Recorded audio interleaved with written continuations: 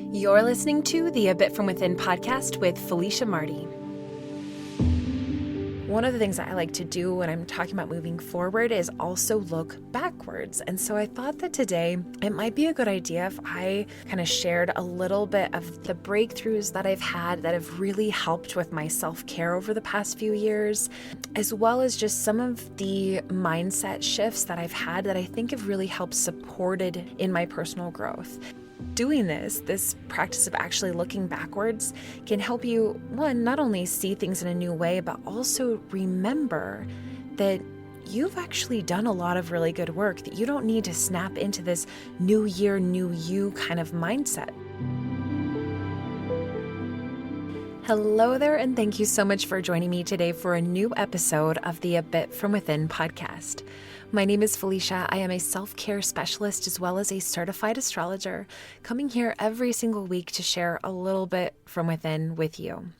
It is my mission to help others understand that who they are, that who you are, is perfect exactly as you are right now, and that it's who you are and what you're willing to do right now that's going to lead you to your next phase of personal transformation, of self-growth.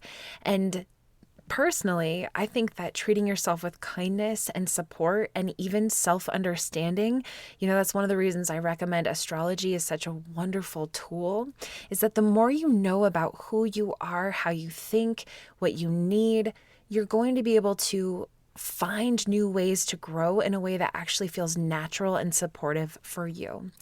So that is so much about my own mindset and a lot of what I like to talk about on the podcast. And this episode is the first episode of 2023. That felt a little awkward coming out of my mouth for a second because I'm not used to it, and it's a new year. And this year feels different than other years have. In fact, I've been hearing this across the board from friends and family and just everyone I've been chatting with, that this holiday season didn't feel like a normal holiday. Christmas didn't feel like Christmas. New Year's didn't feel like New Year's. And that is okay. First of all, as we look at what's happening astrologically right now, we've got two big personal planet retrogrades happening right now. We've been dealing with this Mars retrograde since the end of October, and it's getting ready to slowly find its way back into a normal motion here.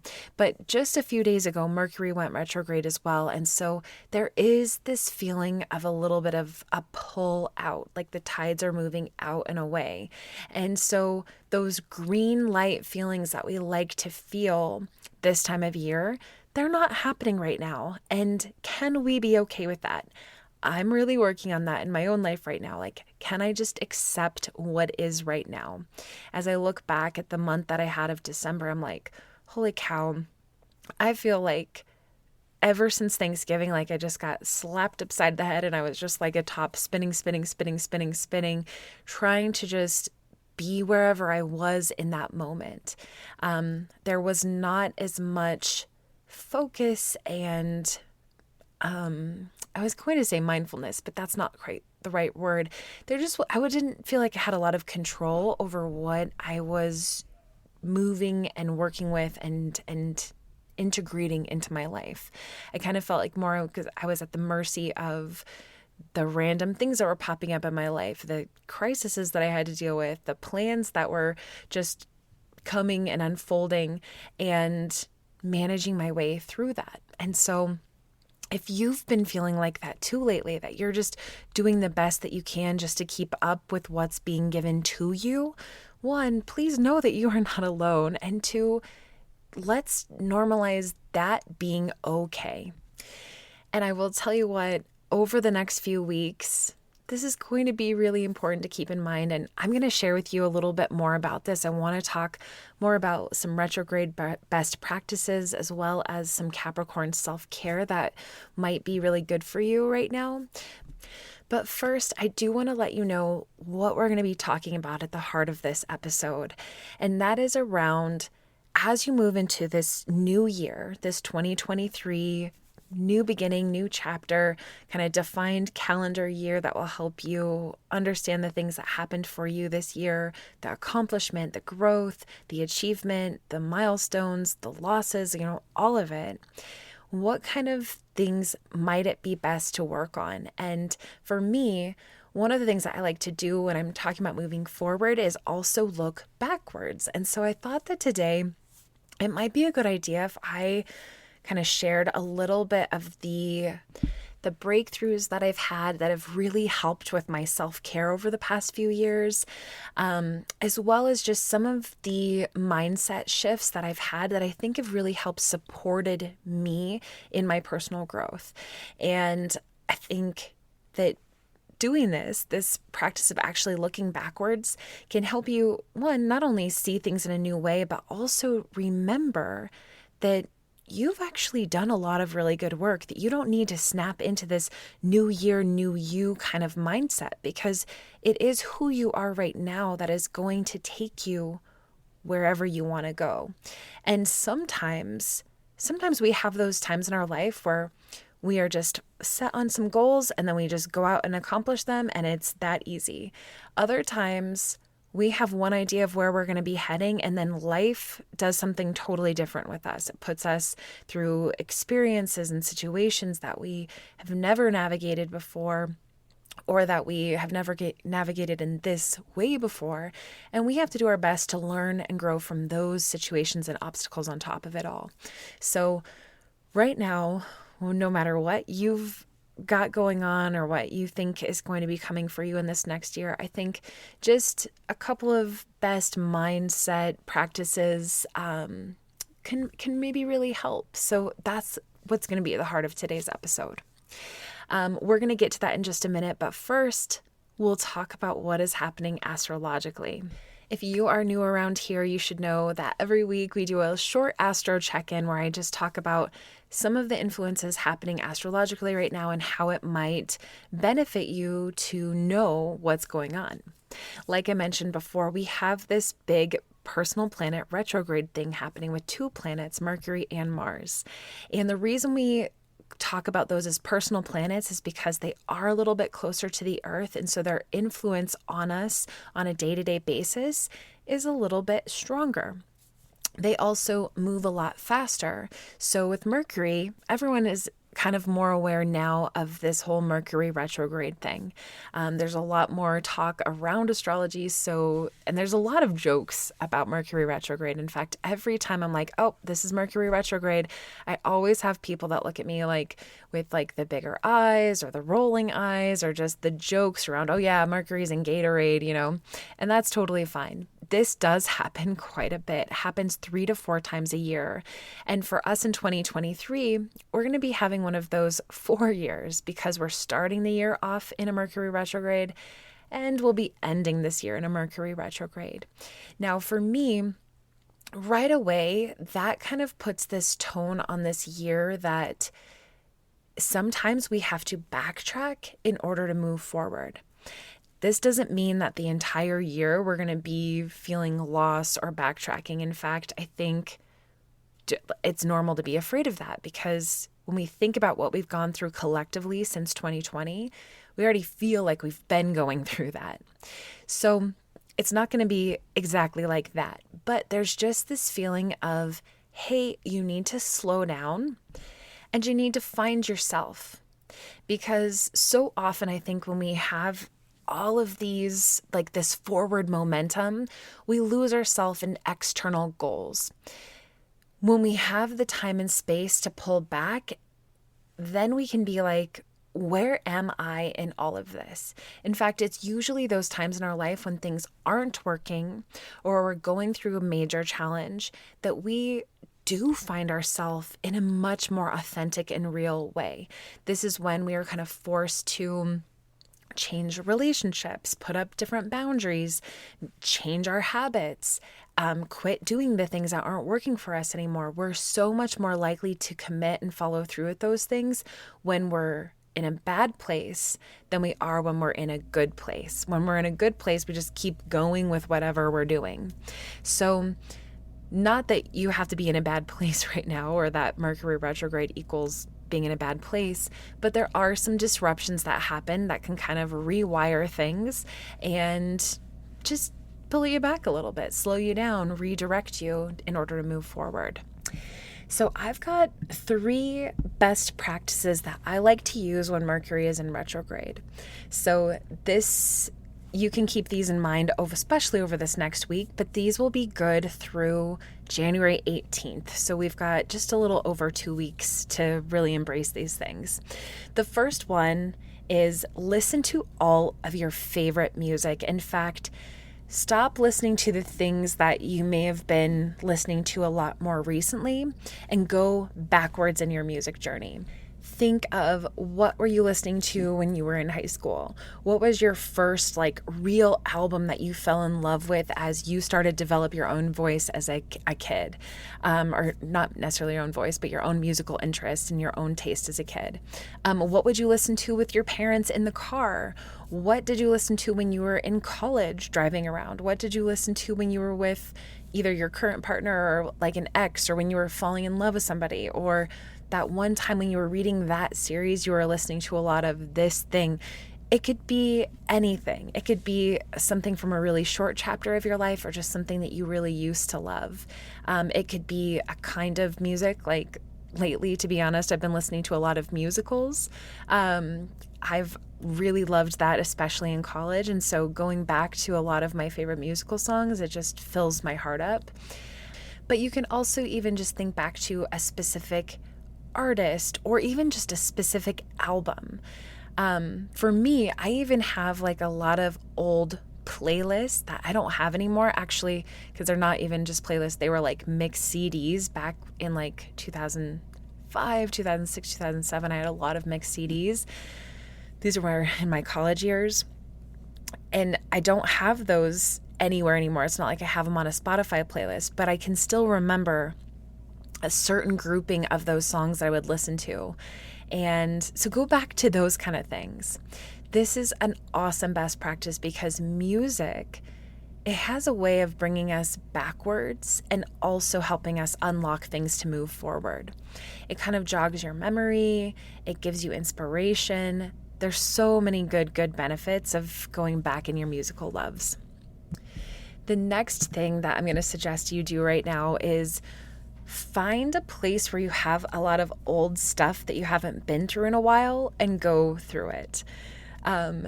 This could be very nostalgic, sentimental. It could be going back through your cedar chest that has a bunch of old journals in it.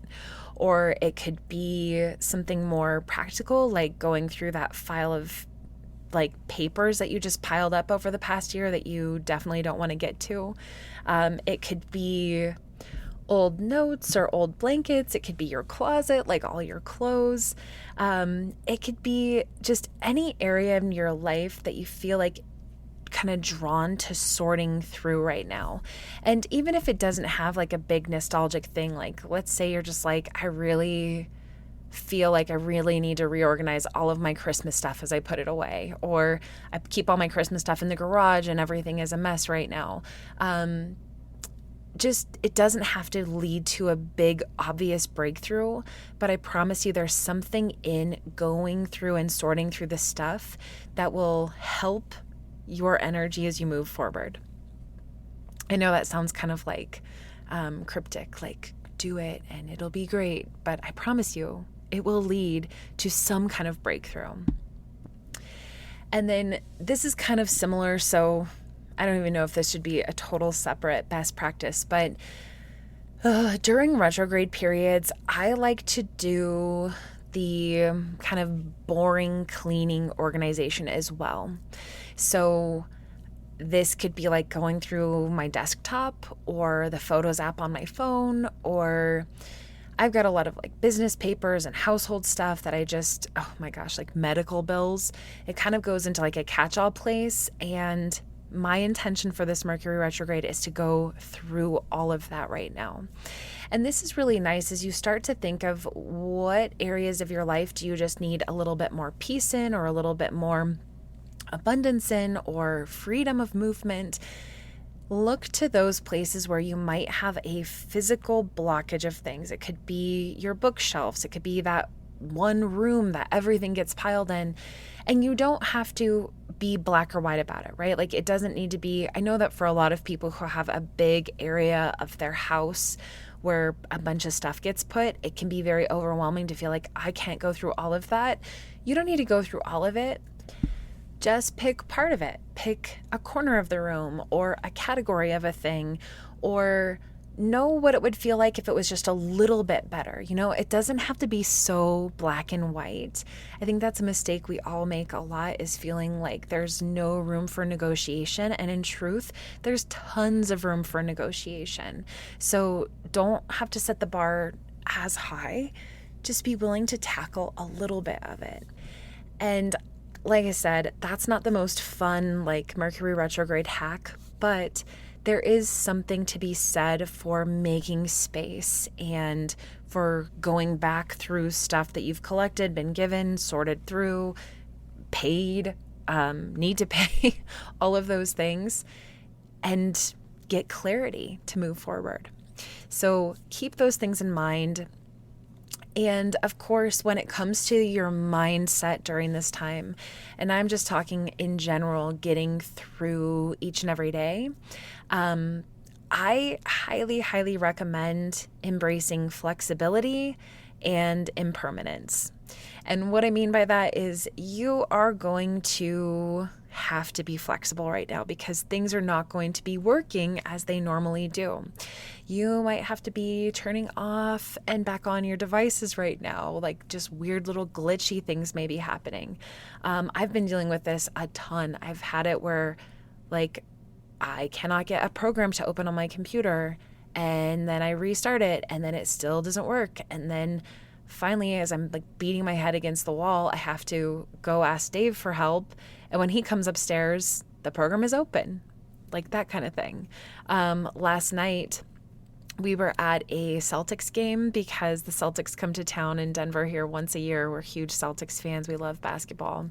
So we go to the game and, well, I'll tell you one big retrograde thing that happened there. But even like I was taking a picture and my camera would just not focus. It was just being out of focus, and then it would kind of go back. It was going in and out. And I'm like, okay, that's how it's going to be right now. So just having that attitude of flexibility, like things may just not be working in the same way that you feel like they should or the way that they normally do. And maybe that's okay. Last night at the basketball game, there was, and we watched a lot of basketball. Dave and I have watched basketball for the past 6 years that we've been together, and we've been to a bunch of games. We watch so much basketball throughout the year. And last night at the game, they had to stop the game because the rim became crooked. I'm still not sure exactly how it happened, if it was always like that, but this disruption, they had to bring out a ladder and a level. And at first it was like, okay, this is gonna be, 5 minutes, fix the rim, get back to the game. And this was in the fourth quarter. It ended up being almost 40 minutes of like two ladders were out. There was like 5 guys working on this. All of the players were just standing around. In fact, there were players that were playing rock, paper, scissors with the people nearby. They were trying to stay warm, getting on the bike, stretching, moving around. Like it was weird. And it took so long. And as we were sitting there kind of like, what's going to happen right now, I was browsing on Twitter and I found out that at another NBA game, the clock stopped working. And I turned to Dave and I was like, this is Mercury retrograde. Like, this is what happens. There's delays. There's things that don't work correctly. There's just nuisance problems sometimes that don't even feel like they're making sense. And there are opportunities for us to practice that flexibility and the impermanence as well, because what I like to keep in mind is like, this is not forever. This, in this example, like this rim thing is not going to take forever. Soon this will be over. The game will go on. It'll be fine. And that's true of any frustrations that you feel in life. Like, these are not permanent things that we often become frustrated by. Everything is impermanent. Everything is changing. Everything is evolving all the time. So if you're feeling a lot of that frustration or resistance, just remembering that it's not permanent, it can go a long way in your mindset. So That's what I want you to keep in mind right now. These are some best practices specifically for Mercury retrograde. And in the next few weeks, all of this is going to be changing again. We're going to be feeling a lot more of that good stuff moving forward. And I know I've been talking about this a lot over the last few weeks, especially since the New Year's misconceptions and missed opportunities episode that I dropped mid-December. But that's because this is kind of a big different thing that we're dealing with around this transition into a new year. And that's why I'm really focusing on it and trying to give you some of that astrological context so that you don't feel discouraged when things don't get off to such a fast, good start. I really believe that there's a way to enjoy the slowdown, enjoy the rest, and to not feel like you're behind, like it's not good enough, like even just frustrated. Try to instead appreciate the quiet moments, appreciate the slow start, and get your head wrapped around what you need to do for you. And that kind of leads into this final piece that I'll share about during our Astro check-in today, is that we are in Capricorn season. So Capricorn season began on December 21st, and it will go until, I believe it's January 20th this year, somewhere around there. But Capricorn energy is very serious, very ambitious, very excellence oriented. It takes responsibility very seriously. And so we've got a lot of this Capricorn energy flowing through our world right now, where we do want to take things very seriously. We do want to make goals. We want to make progress. We want to be ambitious with what we're capable of doing. And so I get it. I think that that's normal. Find a way to work with both energies. And so much of like what I suggested for some best practices will help with that. The other thing is just use this time to be a planner. Figure out, look back at what you've tried to do with the same kind of big goals you've had in your life over the past few years, what's felt good and what feels like crap that you don't want to put yourself through again.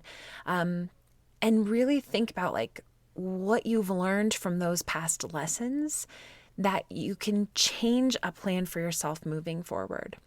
And use this excellent, ambitious energy to create a long-term plan instead of just, setting one big sweeping arbitrary goal and not scaling it or not wondering how it's going to evolve. So with that, we're going to kind of take this topic and kind of morph it into the heart of today's episode around past lessons and things. And I want to keep talking about this goal mindset because this is one of the biggest changes that I've really been working to incorporate over the past few years. And I feel like I started to have some major breakthroughs with it last year. And that is really knowing your why when it comes to your goal setting. I think it's so easy for us to have some kind of artificial or superficial goals. We tend to be very focused on I want to lose 10 pounds, or I want to make X amount of money, or I want to do 4 yoga classes a week. We pick these kind of arbitrary numbers that are supposed to help hold us accountable, but we don't always think about the why. I want to do 4 yoga classes a week for what?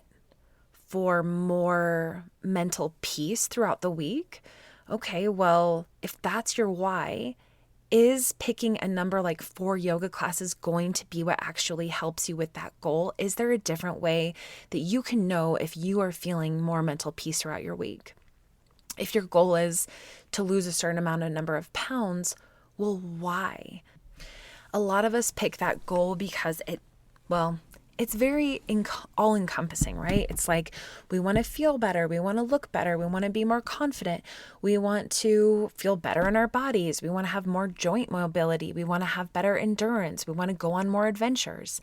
So I get why that goal comes up for a lot of people, but what's your why? You can have many whys, but what's your biggest why? Because if the reason that you want to lose weight is to go on more adventures, then don't make it so that you need to lose weight now before you start going on adventures. What kind of adventures do you want to go on? Okay, start working towards those things and keeping that top of mind. And then as you work on those things, you might make different choices with your food or with parking at the back of the parking lot, walking into the store more, trying to get more steps in. There's so many ways that your why will lead you to the how. And I think so many of us get lost in the how, and then the how isn't working. So we just throw it all out the window and we forget about our goal and we're like, well, I'll try again next year. And that is okay too.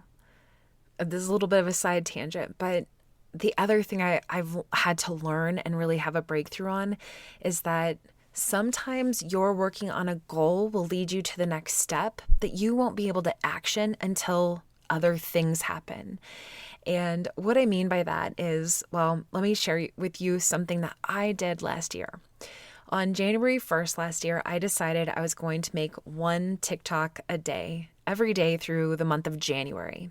I really looked at this as very short-term goals because I'm very, very committed to working with the lunar cycle, which is about 29 and a half days, so about a month long at a time. And I thought, okay, this is going to be my resolution. I'm just going to do this for one lunar cycle, and then I'm going to reevaluate.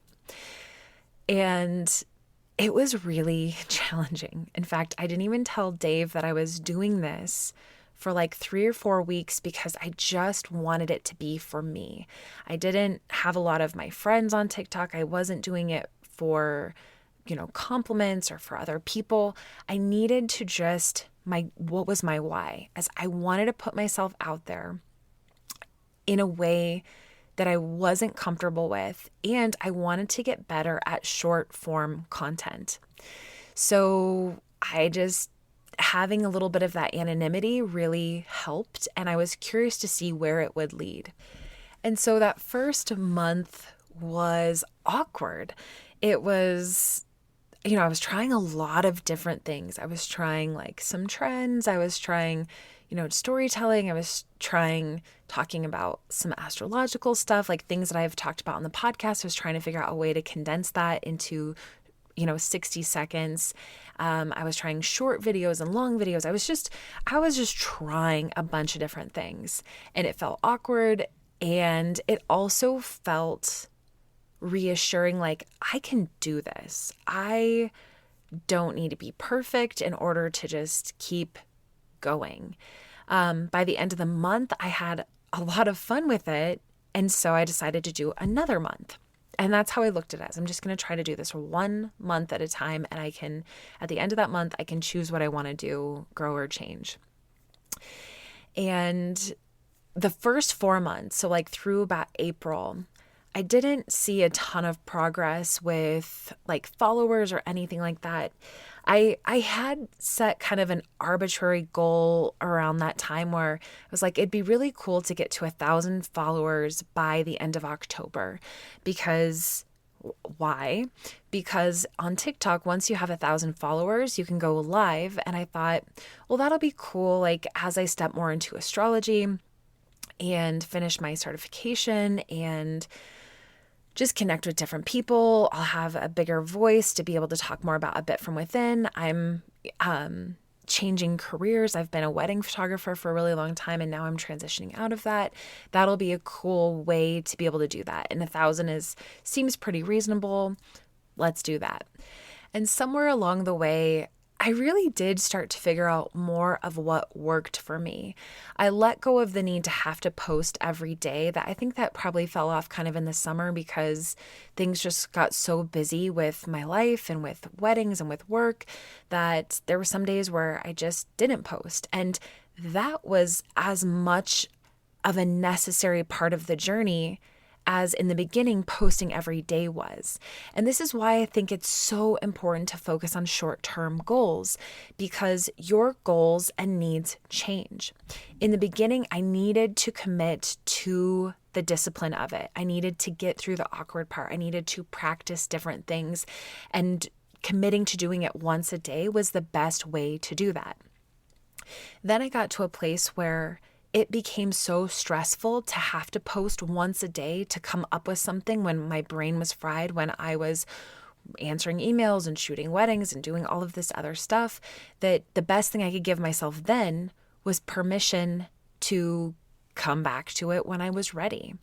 And so I think it turned into like 3 or 4 times a week. And that was just fine. That was a huge necessary part of me taking care of myself and also being a content creator. And if I slow down and really think about this lesson right now and really share a bit from within on this, it makes me feel like what I really learned is how to be flexible with myself. There are times when life pulls us away from what we are trying to achieve. For example, I feel like this always happens when you start going to the gym or you start committing to a really new workout routine. Somewhere in that first 5 to 7 weeks of really getting momentum going, I feel like you usually end up getting sick or having some kind of an injury. This is a really common thing that happens. And it's almost like a test.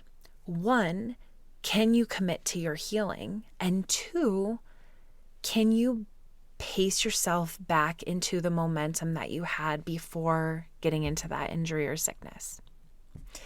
And I feel like this analogy, that we've all probably experienced at least once in our life, if not once a year, is very similar to what I'm talking about with, what I experienced with growing on TikTok.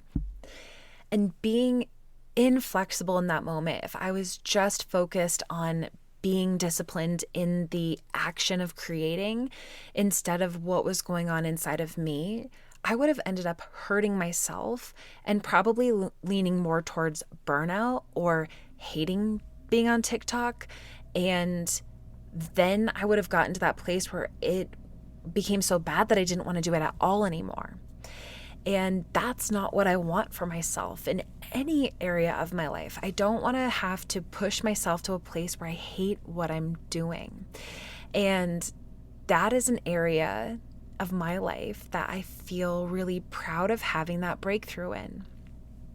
Because it doesn't matter if you are loving working out or loving creating content or loving meditating or loving doing yoga or loving making a certain kind of food, whatever you're into right now, you need and deserve to enjoy those things. These things that you do that are taking care of you. It should be a good thing. And it's not going to exclusively be a good thing, right? There's so many days when I love moving my body, but I don't feel like going to the gym. It's cold outside. I don't want to be around strangers, whatever the reasons. But then I think about how much I enjoy working out or how good I feel afterwards. And I kind of have to fight through that awkwardness of what I want to do and what I don't want to do. But overall, if I kind of zoom out, instead of thinking about on a day-to-day basis, what is happening collectively throughout that week or throughout that month? Am I having more days where I end up feeling good or days where I end up feeling bad?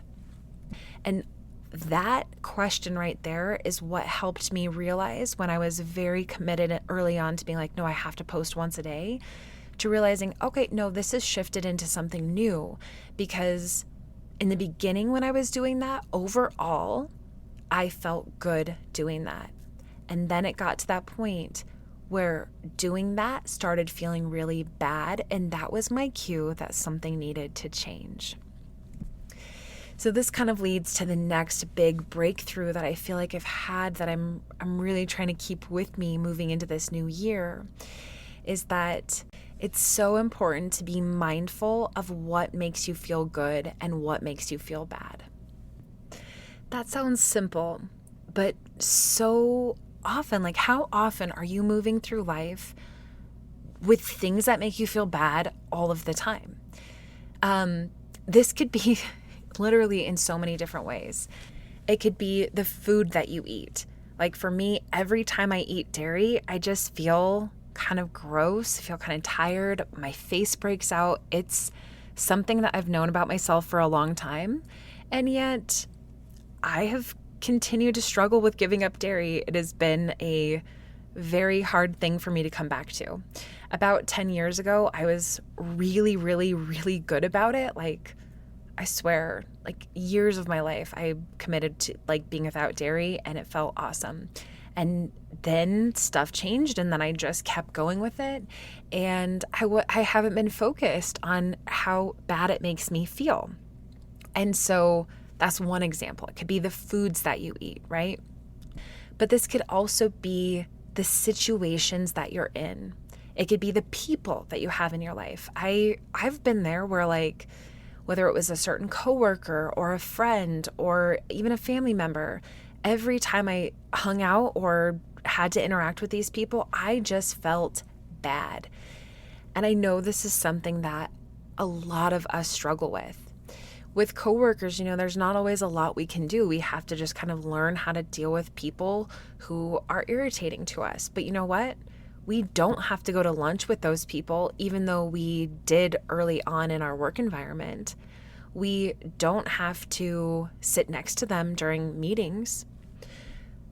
You are allowed to change your relationships with anybody. You're allowed to put up better boundaries that protect you and make you feel more safe where you are right now. And it's so important to give yourself this permission and this check-in, because it's not that something went wrong that is unfixable, right? Sometimes we meet people when we're at a certain phase of our life. They're different, they were different, or we were different, and that gave us a really unique opportunity to bond or connect. And then sometimes you start to grow apart from people, or you learn more about who they really are that doesn't jive with where you're trying to go. And it is okay to let those relationships change and evolve. And I'm not saying this is easy. This is often very tremendously difficult. But if you feel bad every time you're interacting with these people, if you have a friend group that you keep meeting up with and you just leave feeling drained and bad, it is okay to change this. It is. It's okay to leave the group. It's okay to opt out of that activity. It is okay to take a break. While you figure out if that's what you need, or if there's a conversation that can be had, like that answer may not be at the forefront of what's obvious to do right now.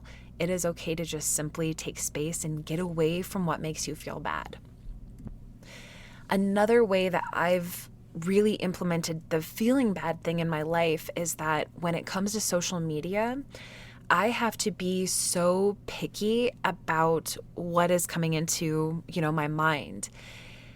And I really early on in my photography career, I started doing this with photography, that if I was following other photographers for whatever reason, like if I was triggered or defensive or felt threatened or insecure at all by something I was seeing from their social media, I immediately just unfollowed them or muted them. Like, it's not personal. It's just that I don't need to be feeling bad in order to support somebody else or to be online, right? I don't need to do that. And so if you feel any of this, if you are feeling triggered by certain people's posts or a certain public figure or whatever it is that as you consume social media, just unsubscribe. You don't need to put yourself through that. You can focus on what makes you feel good. And that's kind of the flip side to this conversation, is that the more that you're aware of what makes you feel bad and stopping doing those things, the more you can also begin to focus on what makes you feel good. If you find that every day after work that you need to just go for a 10-minute walk and it makes you feel so good, start doing more of that. Like, be very, very mindful of what makes you feel good and why. This could be friends, this could be yoga teachers, it could be family members, it could be certain kinds of activities. So often our traditions can get in the way, like where we develop something where the first year it started out really good, so we do it again the next year, and then the third year, and then by that point it's just not working as much anymore, but now you're into this tradition thing and you're not willing to change it up. Well, it started because something felt good. So if it's not feeling good anymore, what would make it feel better? And I think this idea, just giving yourself permission to ask that question and make those changes, can go such a long way. Because I swear, when I started doing that with social media, I noticed a huge difference in my mental health. I felt a difference in my self-confidence, in my own voice, and that really mattered to me with where I was at in my life. And the final thing that I have really been working on that I've seen tremendous progress in is in noticing what brings up fear inside of me. And this kind of goes on, builds on or is a close cousin to the what feels good and what feels bad thing. But it's a little bit more specific to fear, because fear limits us. Fear makes us feel small. It makes us put up blockages and live in a place of contraction. And when you are constantly afraid, when you're living in a place of fear all the time, it's so bad for you. You're less likely to live from your heart space, to attract abundance and blessings and new opportunities and feel good moments in your life. So I've just been really mindful of when I'm operating from a place of fear and when I'm operating from a place of self-love and belief and alignment. That's a better word for that. And this one for me, when it comes to like feeling good or bad, those are more small scale, like every day or every week kind of things that you can notice. When it comes to fearfulness, it's a little bit harder for us to tell. And so it requires even more awareness and insight.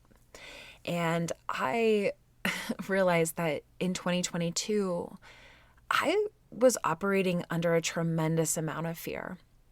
I really was. I was terrified of transitioning my business. I was terrified of how it felt to go through the motions of knowing it was my last year of wedding photography and letting go of all of that. I was terrified of how I was going to make money in the future, what my game plan was going to be, and just not having a game plan. I was in a limbo, which terrified me.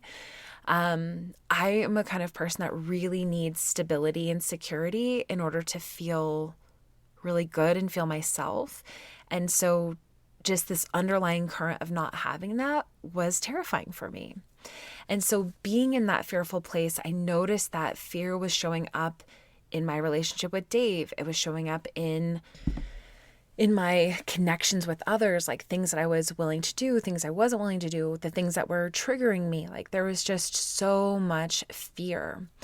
And the more that I became fearful, the more contractions that I was having in my life, just small interactions over and over that led to this overall feeling of not feeling good on a day-to-day basis. And I finally, and honestly, it was through a little bit of Dave's help, him pointing out just like how afraid that I was and how much of my life I was acting from a place of fear, that I had to really start to explore what it means to not live that way. And obviously, this is something that I haven't completely mastered or totally figured out. It's more just the revelation that seems very clear to me right now as opposed to the outcome. But I'm feeling much better moving into 2023. And I think that once that was really pointed out to me, just how much that fear was starting to get into my way, I realized that I needed to find a different way to move with what was happening.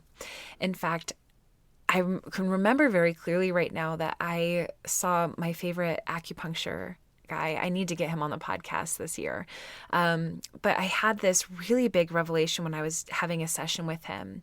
And one of the things that we were talking about afterwards was, I had this vision during acupuncture of crossing this river, and it was tremendously difficult.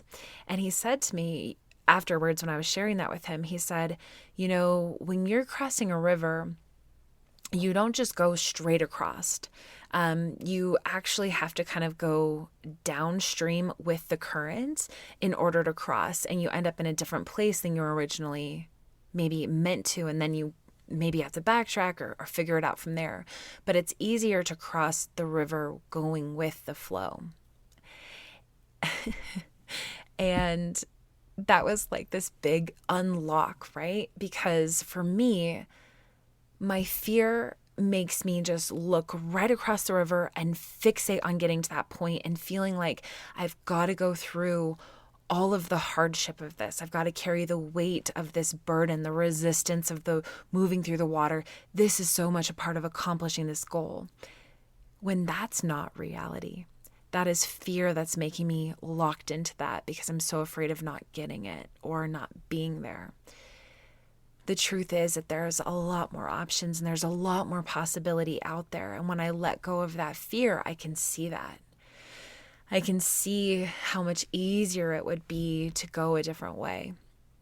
And so that's what I've been working on, and I'm still working on it.